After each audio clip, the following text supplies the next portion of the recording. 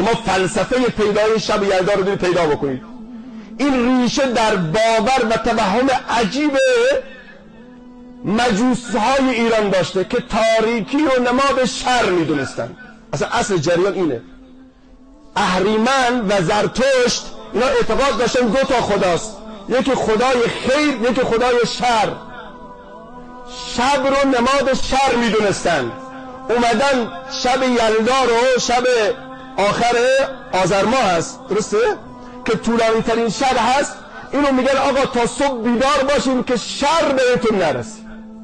آخه این تفکر عاقلانه است. اصلا خداوند خیر و شر رو آفریده. اصلا شر نباشه تا شب نباشه روز معنایی نداره. کی گفته شب شره؟ شب مایه سکون، آرامش. ما در شب آرامشی داریم که در روز نمیتونیم به دست بیاریم. چطور اینو مایه شر میخونید که بعد با زنده نگه داشتن او این شر بره؟ گیرم که یک شب تا صبح نشستی، خب شبای دیگه چی؟ یعنی این شب رو نشستی بقیه شبا خیر میشه؟ افراد اعتراض میکنن که شما جلوی صله رحم رو گرفتید. اگر این ما چرا یک شب؟ چرا یک شب صله رحم؟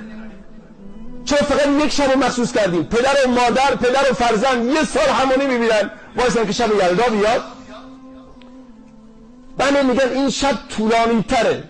حالا تو رو خدا چقدر طولانی تره؟ 1 دقیقه. یعنی این